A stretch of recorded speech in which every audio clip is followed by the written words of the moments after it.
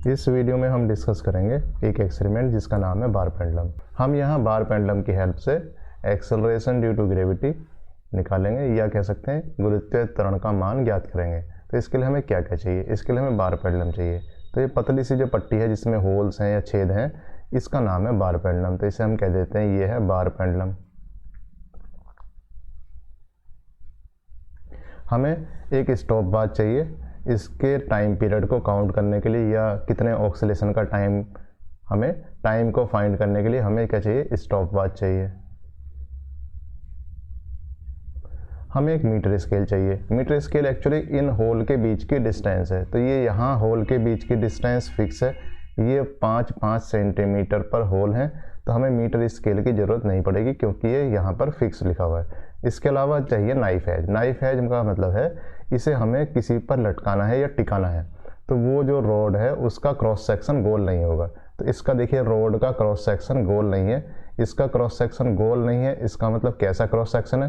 तो आप गौर से देखेंगे तो यहाँ पर जो क्रॉस सेक्शन है वो है इस तरीके से कि एक सेमी सर्कुलर है और उसमें ये किनारा बना हुआ है, या इसे मैं ऐसे बना सकता हूँ बड़ा सा करके कि इस तरीके से है और यहाँ पर एक नुकीला बना हुआ है, मतलब शार्प एज बना हुआ है। तो शार्प एज को नाइफ एज कहते हैं। तो हम करते क्या है कि इसको यहाँ पिरो देंगे और इसमें दोनों तरफ से स्क्रू टाइट कर देंगे। तो इसे इस ढंग से रखेंगे, ये जो रॉड है जिस पर टिकेगा उसे इस ढंग से रखेंगे और नीचे यहाँ पर हमारे पास 2 ग्लास की प्लेट्स लगी हुई हैं। जो स्टैंड है उस पर ग्लास लगा हुआ है, शीशा लगा हुआ है। तो उस शीशे पर ही इसे ऐसे टिका देंगे। तो पूरे का पूरा जो बार पेंडुलम होगा वो इस तरीके से टिक जाएगा। मतलब इस तरीके से एक बार पेंडुलम होगा और उसमें पर्टिकुलर होल में आपने इसे टिका दिया है। तो यहाँ ये इस पतले से किनारे से पूरे का पूरा बार पेंडुलम इस पर टिक जाएगा और तब इसे ऑक्सीलेट कराएंगे। तो इसमें देखते हैं कि होल कितने हैं, कितने डिस्टेंस है। अब ये जो बार पेंडुलम है इसके बारे में थोड़ा सा जान लेते हैं। देखिए अगर मैं कहूँ कि यहाँ से लेकर यहाँ तक, तो यहाँ से लेकर यहाँ तक इसकी लेंथ है 100 सेंटीमीटर या 1 मीटर। तो अगर मैं इसकी लेंथ यहाँ से यहाँ तक नापता हूँ तो ये कितना है? 100 सेंटीमीटर या 1 मीटर। क्योंकि एपरेटस यूज्ड में मीटर स्केल लिखा हुआ है तो यहाँ मीटर स्केल की ज़रूरत पड़ेगी नहीं। इस बार पेंडुलम में 5-5 सेंटीमीटर के डिस्टेंस पर होल बने हुए हैं। अगर मैं किन्हीं 2 होल के बीच की डिस्टेंस को नापूंगा तो 5 सेंटीमीटर नापूंगा। इसका मतलब क्या हुआ कि ये 20 सेक्शन बन जाएंगे। अब देखिए यहाँ किनारे से पहला जो होल है ये भी आपका 5 सेंटीमीटर पर ही है, ये भी 5 सेंटीमीटर पर है, फिर 5 सेंटीमीटर पर है, फिर 5 सेंटीमीटर पर है। तो ये सेक्शंस अगर मैं डिवाइड करूँगा तो 20 सेक्शन बन जाएंगे।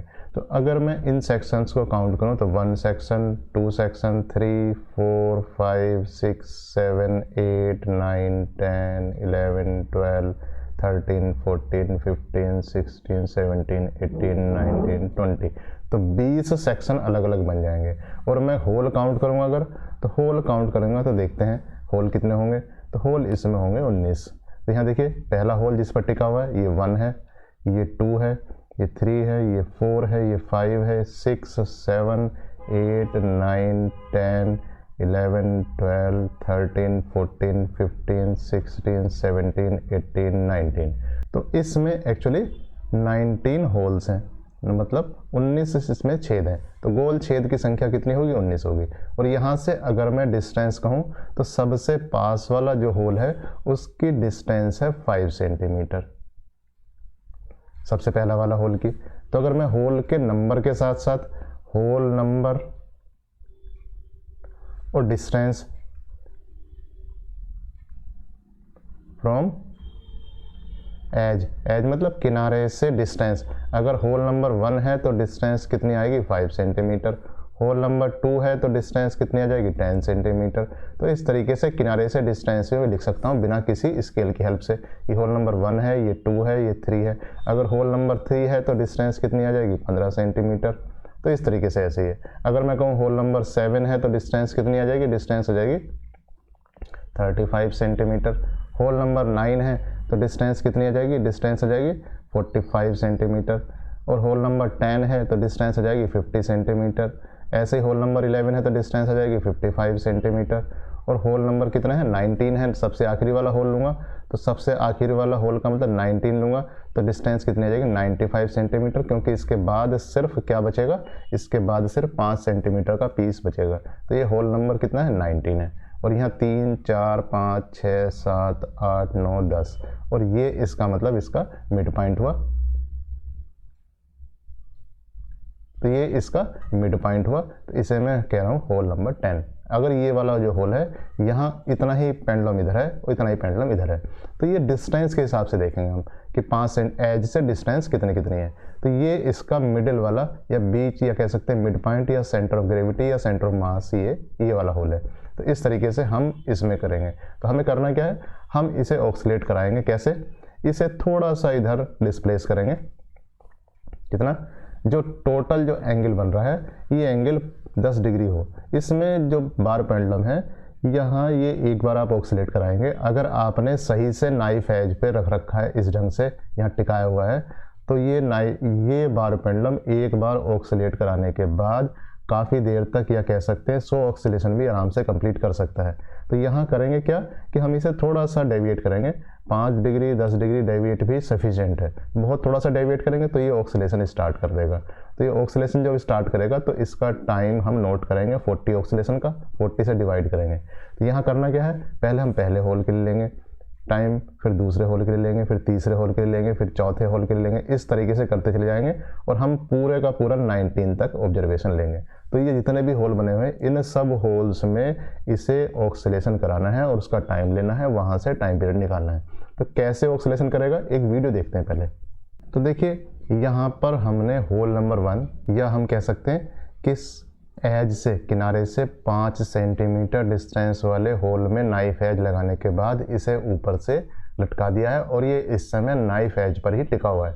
अब हम इसे थोड़ा सा ऑक्सीलेट कराएंगे और देखते हैं। तो हमने इसे ऑक्सीलेट कराया है और उसका वीडियो देखते हैं कि उसमें कैसे दिखाई देता है। देखिए ये ऑक्सीलेट कर रहा है, तो अगर ये ऑक्सीलेट कर रहा है तो देखिए इसका टाइम पीरियड काफ़ी कम है, लगभग 1 से 2 सेकंड के बीच में कहीं है, और इसका जो एम्पलीट्यूड है देखिए 5 डिग्री से भी कम है। तो आराम से आपका 5 डिग्री ऑक्सीलेशन में भी काम चल सकता है।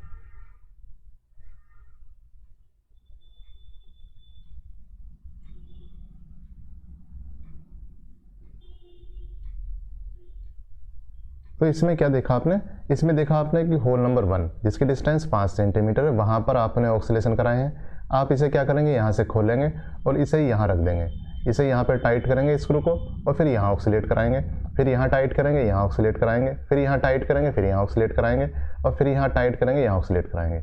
जब बीच वाला पॉइंट आ जाएगा या कह सकते हैं इधर ऊपर और नीचे पेंडुलम बराबर हो जाएगा, तब वहाँ ऑक्सीलेशन नहीं होगा। तो वहाँ ऑक्सीलेशन होने के लिए आपको एक साइड ज़्यादा होने चाहिए होल्स, तो बीच वाले में ऑक्सीलेशन नहीं होगा, या कह सकते हैं 50 सेंटीमीटर डिस्टेंस वाले पर कोई ऑक्सीलेशन नहीं होगा। इसके बाद हम क्या करेंगे, डिस्टेंस को 55 कर देंगे, तो ऊपर वजन ज़्यादा हो जाएगा, नीचे वजन कम हो जाएगा। तो हमें क्या करना होगा, हम इसे उल्टा कर देंगे पेंडुलम को, जो ऊपर वाला हिस्सा था उसे नीचे कर देंगे और नीचे वाले हिस्से को ऊपर कर देंगे। बट अब जो ऊपर वाला हिस्सा है उसके होल्स अभी रह गए हैं। तो यहाँ से डिस्टेंस देखेंगे तो ये 55 सेंटीमीटर होगा और आगे चलेंगे 60 65 इस तरीके से 95 सेंटीमीटर तक रीडिंग लेंगे। अब देखिए यहाँ पर अलग अलग होल में पेंडुलम को लटकाने के बाद कुछ फोटोग्राफ्स हैं। तो यहाँ पर देखिए सबसे पहले ये यहाँ पर होल नंबर 1 में लटकाया हुआ है। होल नंबर 1 में लटकाने का मतलब एज से, अगर किनारे से डिस्टेंस, अगर यहाँ से डिस्टेंस हम नापेंगे तो ये 5 सेंटीमीटर है। तो यही हमें ऑब्जर्वेशन में लिखना पड़ेगा। यहाँ से देखिए अगर हम यहाँ से डिस्टेंस नापेंगे तो ये 10 सेंटीमीटर डिस्टेंस आएगी और हम इसे कहेंगे होल नंबर क्या है, ये नंबर अगर कहूँगा तो 2 नंबर है। ऐसे ही ये होल का नंबर क्या है, 3 है, और यहाँ से डिस्टेंस, किनारे से डिस्टेंस नापूंगा तो ये डिस्टेंस 15 सेंटीमीटर आएगी। ऐसे ही हम अलग अलग करते जाएंगे। हर एक का हमें टाइम पीरियड या कह सकते हैं 40 ऑक्सीलेशन का टाइम नोट करना पड़ेगा।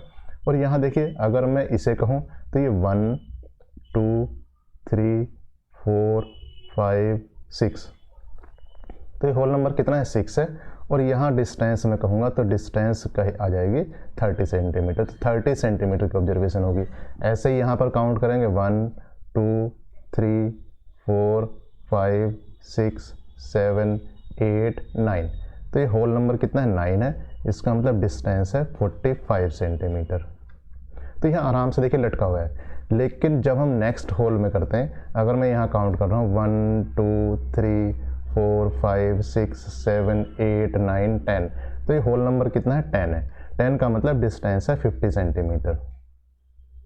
तो 50 सेंटीमीटर डिस्टेंस का मतलब मिड पॉइंट है। तो ऊपर और नीचे जो मास होगा लगभग बराबर होगा, तो यहाँ ये ऑक्सीलेशन नहीं करेगा, तो ये ऑब्जर्वेशन आपके पास नहीं आएगी और ये 50 सेंटीमीटर वाला जो भी कॉलम होगा वो आपके पास खाली जाएगा। अब देखिए इनमें जो टाइम पीरियड का डिफरेंस है वो काफ़ी कम है, इसलिए हम ऑक्सीलेशन की संख्या ज़्यादा रखें। तो इनमें टाइम पीरियड का डिफरेंस दिखाने के लिए 2 वीडियो एक साथ दिखाते हैं। हम अभी आपको दिखाएंगे एक वीडियो जिसमें होल नंबर 1 का वीडियो है और उसके जस्ट बाद वीडियो दिखाएंगे होल नंबर 9 का। तो 2 वीडियो एक साथ देखेंगे तो आपको टाइम पीरियड का डिफरेंस दिखाई देगा। वीडियो देखते हैं। तो ये देखिए ये पहला वीडियो है जहाँ पर हमने होल नंबर 1 या डिस्टेंस 5 सेंटीमीटर पर इसे लटकाया हुआ है। अब देखिए इसका टाइम पीरियड देखिए कितना है। तो देखिए इस तरीके से ये ऑक्सीलेट कर रहा है। तो इसका टाइम पीरियड आप थोड़ी देर तक देखेंगे, उसके बाद दूसरे जो वीडियो में टाइम पीरियड देखेंगे तो आपको फ़र्क या कह सकते हैं अंतर आपको क्लियरली विजिबल होगा और खुद ही महसूस होगा।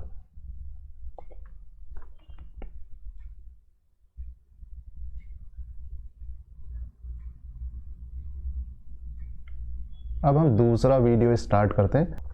अब देखिए ये दूसरा वीडियो है, इसमें देखिए यहाँ से अगर काउंट करेंगे तो 1 2 3 4 5 6 7 8 9, 9 का मतलब 45। बस ये इसका लास्ट होल है, इसके बाद 50 सेंटीमीटर वाला होल होगा जहाँ पर ऑक्सीलेशन होंगे नहीं। अब मैं ये वीडियो स्टार्ट करता हूँ। अब देखते हैं कि यहाँ पर हमें टाइम पीरियड का डिफरेंस कितना दिखाई देता है। तो देखिए अगर मैं इसे स्टार्ट करता हूँ तो देखिए ये कुछ धीरे चलता दिखाई दे रहा है, या कह सकते हैं एक ऑक्सीलेशन ज़्यादा टाइम में ले रहा है, या कह सकते हैं इसका टाइम पीरियड काफ़ी ज़्यादा दिखाई दे रहा है। तो इस तरीके से आपको अलग अलग टाइम पीरियड दिखाई देगा। अब चूंकि इनका टाइम पीरियड का अंतर 1 सेकंड से काफ़ी कम है तो हम एक ऑक्सीलेशन नहीं ले सकते। 20 ऑक्सीलेशन में भी आपको टाइम पीरियड का डिफरेंस दिखाई नहीं देगा, इसलिए ऑक्सीलेशन की संख्या कम से कम 40 लेनी होगी, 40 या 50 ऑक्सीलेशन, तब उसे डिवाइड करेंगे। अब देखिए ऑब्जर्वेशन टेबल में ऑब्जर्वेशंस कैसे भरनी है। तो सबसे पहले है कि जो हमारी स्टॉप वॉच है उसकी लिस्ट काउंट यहाँ लिख देंगे। तो स्टॉप वॉच से ऑब्जर्वेशन कैसे लेनी है इसके बारे में अलग से वीडियो में बताया जा चुका है। अब हमने बताया कि हम किनारे से लेंगे और यहाँ के डिस्टेंस के हिसाब से लेंगे। तो होल नंबर 1 पे अगर रखा हुआ तो हम डिस्टेंस को कहेंगे 5 सेंटीमीटर। लिखा हुआ distance of point from the suspension from the one end of the bar, इसका मतलब किनारे पर या एक किनारे से जिस पॉइंट पर ये सस्पेंड किया हुआ है, लटकाया हुआ है, वहाँ तक की डिस्टेंस। तो हम ये डिस्टेंस इसमें सेंटीमीटर में ही लिख रहे हैं। नंबर ऑफ होल क्या है 1 है, तो डिस्टेंस है 5 सेंटीमीटर, ये भी आपको बताया गया है। अब हम क्या करेंगे, चूंकि एक टाइम पीरियड में डिफरेंस काफ़ी कम है, 20 ऑक्सीलेशन में भी डिफरेंस काफ़ी कम रह जाता है, इसलिए नंबर ऑफ ऑक्सीलेशन यहाँ पर आप 40 लेंगे। उसका टाइम आएगा मिनट में, सेकंड में, इन दोनों को ऐड करके या कह सकते हैं मिनट के सेकंड बनाने के बाद, सेकंड में ऐड करने के बाद यहाँ लिख देंगे टोटल टाइम कितना सेकंड है। अब चूंकि हमने 40 ऑक्सीलेशन का टाइम लिया है तो इसे हम डिवाइड कर दें, किससे, 40 से डिवाइड करेंगे इसको, और 40 से डिवाइड करने के बाद इसे यहाँ टाइम पीरियड आ जाएगा, या कह सकते हैं एक ऑक्सीलेशन का टाइम आ जाएगा। तो 1 पॉइंट समथिंग आ जाएगा ये, तो इतने सेकंड तक इसका टाइम आ जाएगा। तो हम क्या करेंगे, यहाँ से क्लिप खोलेंगे और नेक्स्ट होल में इस क्लिप को लगा देंगे। तो हम क्या करेंगे, इस नेक्स्ट होल यानी कि सेकंड होल में क्लिप को लगा दिया और इसके नाइफ एज पर इसे रख दिया। तो नेक्स्ट होल का मतलब है अब डिस्टेंस हो जाएगी 10 सेंटीमीटर। तो होल नंबर 2 पर डिस्टेंस हो जाएगी 10 सेंटीमीटर। फिर से 40 ऑक्सीलेशन का टाइम मिनट में और सेकंड में लेंगे, मिनट के सेकंड बनाएंगे और इसे ऐड करेंगे। ऐड करने के बाद इसे 40 से डिवाइड करेंगे और यहाँ टाइम पीरियड आ जाएगा। इसी तरीके से 15 का आएगा। फोर्थ होल का मतलब ये 20 है, पाँचवें होल का मतलब 25, फिर ये 30, फिर ये 35, फिर ये 40, फिर ये 45। तभी 9 वाला जो होल था उसमें ऑक्सीलेशन अभी हमने वीडियो की हेल्प से करके दिखाए थे। तो यहाँ नंबर ऑफ ऑक्सीलेशन कितना होगा, 40 ही लेंगे। मिनट, सेकंड, इसके सेकंड बनाएंगे, 40 से डिवाइड करेंगे और यहाँ टाइम पीरियड लिख देंगे। इसके बाद होल नंबर आ जाएगा कितना, ये आ जाएगा आपका 50 में। चूंकि हमने दिखाया था कि वहाँ ऊपर का मास और नीचे का मास इक्वल हो जाएगा, तो इस ऑब्जर्वेशन को छोड़ देंगे, इसे खाली छोड़ देंगे इस लाइन को। इसके बाद आएगा 55। तो एक्चुअली है क्या, यहाँ से अगर हम 55 पर यहाँ कर देंगे तो ये आधे के बाद वाला जो होल होगा तो ऊपर मास ज़्यादा हो जाएगा, नीचे मास कम हो जाएगा। तो हम क्या करेंगे, इस वाले को नीचे ले जाएंगे और इस हिस्से को ऊपर ले जाएंगे, तब लटका देंगे। तो जो छोटा वाला हिस्सा है उसे हमेशा ऊपर ही रखना पड़ेगा ताकि नीचे का मास ज़्यादा रहे और वहाँ ऑक्सीलेशन होते रहे।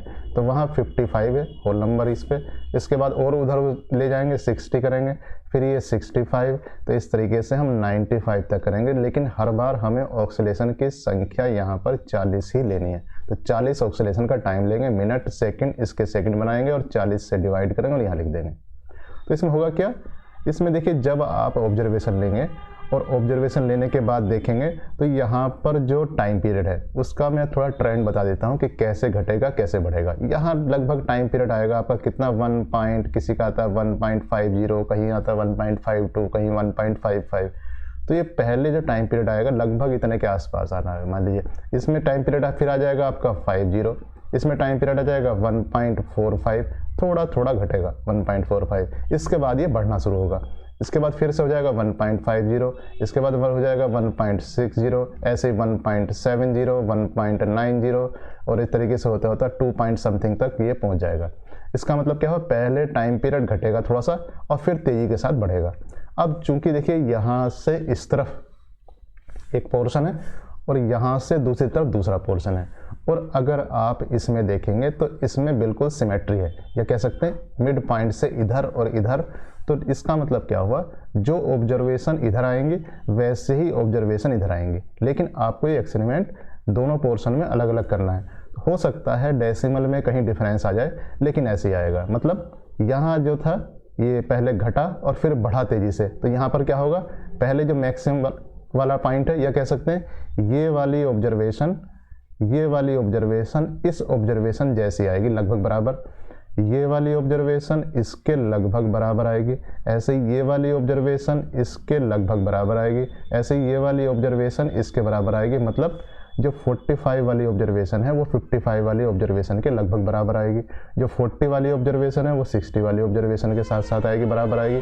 तो इस तरीके से आएंगे, यानी कि ग्राफ हमारा इस मिड पॉइंट पर सिमेट्रिक होने वाला है। अब देखते हैं इन ऑब्जर्वेशन से ग्राफ कैसे बनाते हैं, कैसी शेप आती है, उससे क्या करना है। हम देखते हैं ग्राफ किस शेप का आएगा। तो हमारे पास यहाँ से 2 ऑब्जर्वेशन आ गई। एक तो है distance of point from the suspension, यानी कि यहाँ से ये बहुत सारे पॉइंट्स आए, 19 लिखा हुआ है, लेकिन ये बीच वाला जो पॉइंट है गायब है, तो 18 पॉइंट यहाँ पर आ गए। इनके करस्पॉन्डिंग हमारे पास टाइम पीरियड आ गया।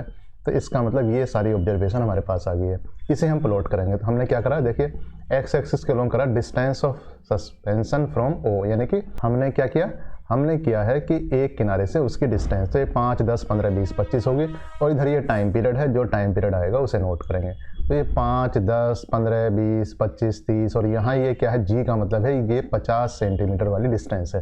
तो अब देखिए जब यहाँ पर हम एक एक पॉइंट को प्लॉट करेंगे तो पहला पॉइंट ये आएगा, फिर टाइम पीरियड घटेगा, फिर घटेगा, फिर घटेगा, फिर घटेगा, फिर बढ़ेगा, बढ़ेगा और फिर बढ़ेगा, बढ़ता चला जाएगा, यहाँ पहुँच जाएगा। फिर यहाँ पर कोई पॉइंट नहीं होगा 50 के पास, डिस्टेंस इक्वल टू 50 पर यहाँ कोई पॉइंट नहीं होगा, और 55 पर फिर पॉइंट होगा हाईएस्ट, फिर ये घटेगा, फिर घटेगा, फिर ये घटेगा, फिर ये घटेगा, घटेगा, घटते घटते घटते यहाँ तक आ जाएगा। तो इस तरीके से ये इतने पॉइंट्स होंगे, कितने, 18 पॉइंट होंगे। इसका मतलब 9 पॉइंट इधर आएंगे और 9 पॉइंट इधर आएंगे। अब करना क्या होगा, यहाँ जो ऐसे ग्राफ आएगा उसमें यहाँ पर देखिए टाइम पीरियड होगा, यहाँ 1 जो भी होगा ये 1.45 इस तरीके से टाइम पीरियड होंगे। अब हम करेंगे क्या, अब हमें एक लाइन खींचनी होगी। ये लाइन पहले से नहीं खींची हुई, ये ग्राफ बनाने के बाद हमें खींचनी है। तो लाइन कहाँ पर खींचनी है, देखिए अगर हम लाइन को यहाँ खींचेंगे तो ये 2 जगह कट करेगा, लाइन को यहाँ खींचेंगे तो यहाँ कोई कट नहीं करेगा, लाइन को अगर यहाँ खींचते हैं इस पॉइंट और इस पॉइंट के बीच में खींचते हैं तो 4 जगह कट करेगा। तो हम लाइन को वहाँ खींचेंगे जहाँ पर ये 4 जगह कट करता हो। तो हमने फिलहाल ये लाइन यहाँ खींच दी है, जिससे इसने इस ग्राफ को 4 जगह कट किया। तो पहले वाले पॉइंट का नाम लिख देंगे S, तीसरे वाले पॉइंट का नाम लिखेंगे O, और यहाँ 4th वाले का S डैश और O डैश। तो हमारे पास 2 डिस्टेंस आ जाएगी। तो यहाँ से S नीचे देखेंगे और O को नीचे देखेंगे तो एक डिस्टेंस आ जाएगी SO, और एक डिस्टेंस आ जाएगी S डैश O डैश। ये डिस्टेंस सिमेट्री की वजह से सेम होनी चाहिए, लेकिन एक्सपेरिमेंटल थोड़ी सी एरर की वजह से ये डिस्टेंस थोड़ी बहुत चेंज आ सकती हैं। इनको हम जोड़ेंगे, जोड़कर इन्हें 2 से भाग कर देंगे तो वो वैल्यू हो जाएगी आपके पास L। अब हम इस चीज़ को ओरिजिनल ग्राफ पर देखते हैं कैसा आने वाला है। अब देखिए यहाँ पर फिर से हम ओरिजिनल ग्राफ के साथ देखते हैं। तो हमारे पास यहाँ L था और उसके साथ साथ हमारे पास यहाँ T है। जो L है उसमें 5 पहली ऑब्जर्वेशन है और 95 लास्ट वाली ऑब्जर्वेशन है, या कह सकते हैं 19 होल हैं, उनमें से एक बीच वाले 10 वाले की रीडिंग नहीं है। तो ये 5 से 95 तक है। तो पहले हम क्या करेंगे, पहले हम लाइन खींच लेंगे पेंसिल से ऐसे, और इधर एक लाइन खींच देंगे पेंसिल से, और फिर हम गिनते हैं कितने पॉइंट्स हैं। तो ये देखिए खाने की संख्या कितनी है। तो 1 2 3 4 5 6 7 8 9 10 11 12 13 14 15 16 17 18 19। तो इसका मतलब यहाँ से यहाँ तक ये पूरा काम हो सकता है। तो हम आखिर वाले तक अगर लेके चलें तो ये पूरा काम हो सकता है। या एक तरीका और है कि हम क्या करें, इस लाइन को यहाँ ना लेकर इस लाइन को हम क्या करें, इस लाइन को ऐसे भी कर सकते हैं।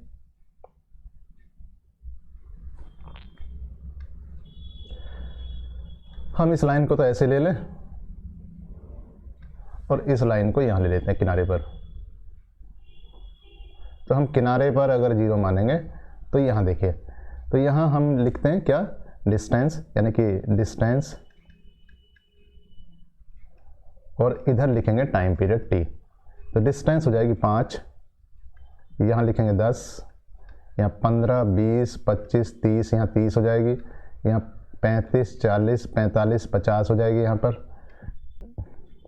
55 60 65 70 75, ये 75 है। इस तरीके से 80 85 90 95, तो 95 हमारा उसके अंदर आ जाता है। अब यहाँ देखिए टाइम पीरियड होगा, टाइम पीरियड 1.4 के आसपास से कम मुश्किल है, और ये 2 पॉइंट कुछ तक जाएगा। तो अगर हम लिखेंगे यहाँ से 1.2 करेंगे तो सारा ग्राफ ऊपर आ जाएगा। तो यहाँ क्या करेंगे, एक्सिस को ब्रेक कर देंगे, और ब्रेक करने के बाद यहाँ जो भी टाइम पीरियड की मिनिमम वैल्यू, यहाँ कहीं घटते घटते मिनिमम आने वाली, उस वैल्यू के आसपास का होल नंबर यहाँ लिख देंगे। मान लीजिए मिनिमम वैल्यू आ रही है 1.45, तो लिख देंगे 1.4, और यहाँ देखेंगे यहाँ कितनी वैल्यू आ रही है, तो मैक्सिमम यहाँ जाएगा कितने, 9 वाले होल पर मैक्सिमम जाएगा।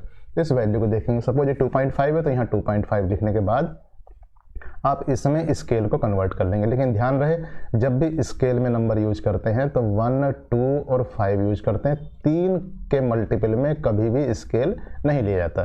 तो यहाँ स्केल से लिख देंगे और ये आपका ग्राफ आ जाएगा।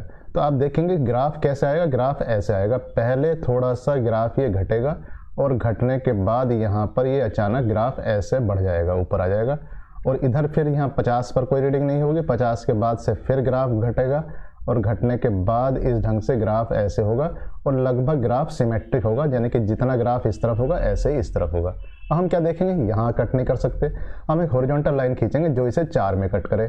तो हम यहाँ हमारे पास ये डार्क लाइन ही है, ये 4 में कट कर रही है, तो इसे हम यहाँ खींच देंगे लाइन, और इस पॉइंट को लिख देंगे S, इस पॉइंट को लिख देंगे O, और इस पॉइंट को लिख देंगे S डैश, और इस पॉइंट को लिख देंगे O डैश। अब हम क्या करेंगे, ये जो यहाँ कट कर रहा है इसके करस्पॉन्डिंग यहाँ पॉइंट देख लेंगे, यहाँ जो कट कर रहा है इसके करस्पॉन्डिंग यहाँ पॉइंट देख लेंगे, और हम लिख देंगे SO कितना है। इसके करस्पॉन्डिंग यहाँ पॉइंट देखेंगे O डैश कितना है, इससे करस्पॉन्डिंग पॉइंट देखेंगे S डैश कितना है, और लिख देंगे S डैश O डैश कितना है।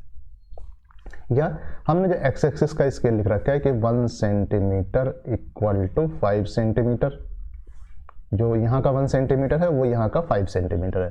तो एक तरीका क्या है, हम यहाँ स्केल से नाप लें कि यहाँ से SO कितना है, और उसको 5 से मल्टीप्लाई कर दें, यहाँ लिख दें SO कितना है। अगर हम S डैश O डैश को यहाँ मेजर कर लें, स्केल से कितना डिस्टेंस है, लेंथ है, और स्केल के हिसाब से मल्टीप्लाई करें, और यहाँ लिख दें S डैश O डैश। जब ये ऐसे आ जाएगा तो हमारे पास एक क्वांटिटी आ जाएगी L equal to SO plus S dash O dash upon 2। तो L की वैल्यू आपको यहाँ से आ जाती है। अब यहाँ पर हमने कहाँ लाइन खींची थी, जो टाइम पीरियड इधर, ये T की वैल्यू देगा। तो जो फॉर्मूले में वैल्यू लगानी है T की वैल्यू लगानी है। तो हमारे पास इस ग्राफ से 2 वैल्यू आती हैं, L जो कि SO plus S dash O dash by 2 है, और एक दूसरी वैल्यू आती है T जो यहाँ लाइन कहाँ खींची है उसका टाइम पीरियड की वैल्यू है T। अब देखते हैं इसे फॉर्मूले में कैसे लगाना है। तो देखिए हमने निकाल ही दिया था, हमने SO की वैल्यू निकाल दी थी, हमने S डैश O डैश की वैल्यू निकाली थी, और हमने बताया था कि उन्हें ऐड करने के बाद उसका हाफ करेंगे तो L की वैल्यू आएगी। इस तरीके से हमारे पास L की वैल्यू थी, और जहाँ ये T पर जो लाइन खींची है यहाँ पर, इससे हमें निकल रही थी किसकी, T की वैल्यू थी। तो हमारे पास T की वैल्यू आ गई है, T की वैल्यू सेकंड में आई है, और L कितने में आया, सेंटीमीटर में आया। इसे हम क्या करेंगे, इंटू -2 10 की पावर करेंगे, तो ये हो जाएगा मीटर में कन्वर्ट हो जाएगा। मीटर में कन्वर्ट होने के बाद हम इस फॉर्मूले में रख देंगे तो जी की वैल्यू निकल जाएगी। तो हमारे पास जी की वैल्यू जाती है यहाँ इतने मीटर पर सेकेंड स्क्वायर। तो इस तरीके से हमने एक्सेलरेशन ड्यू टू ग्रेविटी की वैल्यू निकाल देते हैं हम अपनी लैब में, किससे, बार पेंडुलम की हेल्प से। तो इस तरीके से एक्सपेरिमेंट कंप्लीट हो जाता है। Thank you.